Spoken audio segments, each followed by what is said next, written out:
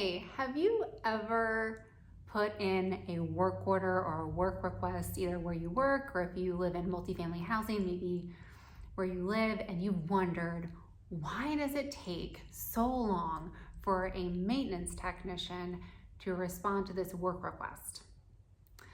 Well, you probably didn't realize that that one maintenance technician has about 50,000 square feet on average under their care.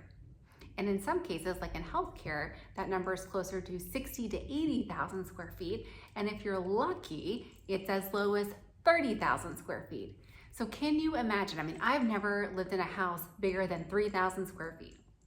And that can seem overwhelming at times. So can you imagine having 10 times, 20 times that amount of space to operate and maintain?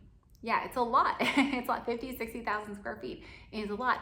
And especially if you think about hospitals, how complex hospitals are. You think about infection prevention and life safety and code compliance and really complex systems and equipment. So having to operate and maintain that equipment over such a large area, it's a lot to take on. It's a lot of responsibility. And so what happens when you get work order requests, those are typically prioritized. And so if you ever wonder, okay, why are they not responding? You might see a maintenance technician out working on something else, or maybe it's taking longer than you feel like it should.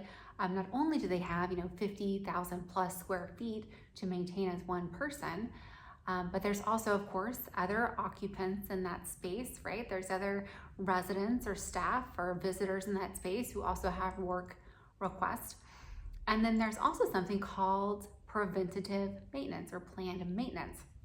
And so typically when you have an asset or a large piece of equipment, and I'm talking mechanical, electrical, plumbing systems, like really significant building infrastructure, those have preventative maintenance activities. And usually those maintenance activities are recommended by the manufacturer to make sure that the equipment is performing like it's supposed to, performing as it's designed or intended, and to also extend its life so you're getting the most out of your investment. So that's one side of it. And then also if you work, especially in healthcare, there's required maintenance activities for compliance. So to get reimbursements from Medicare and Medicaid services, for example, you have to perform certain maintenance activities within required time periods. And there's a list of what those activities are and for certain assets and those time requirements. So that's part of it too. So they have what's required by the manufacturer, and then they also have certain testing, maintenance, inspection activities required by code.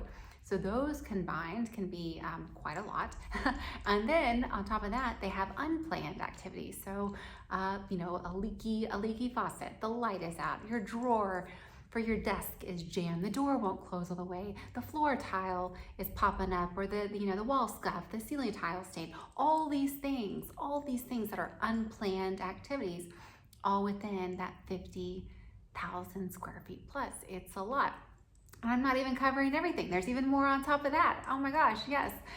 So just wanted to share that with you. If you've ever worked in an office environment or a hospital, or live in multifamily housing, or really any big commercial spaces, and you put in a maintenance request, just keep in mind that there is a priority level to where activities are addressed. Usually life safety, anything that's going to affect your life, your safety, those are addressed first. In a hospital, infection prevention is really important.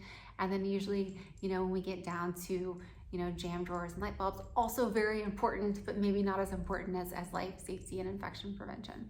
So I wanted to share that with you. If you work in maintenance or building operations, I'd love to hear from you and get your perspective too. And then also maybe some strategies about how you communicate with your customers when you are managing their expectations. I would love to hear from you. Thanks, y'all.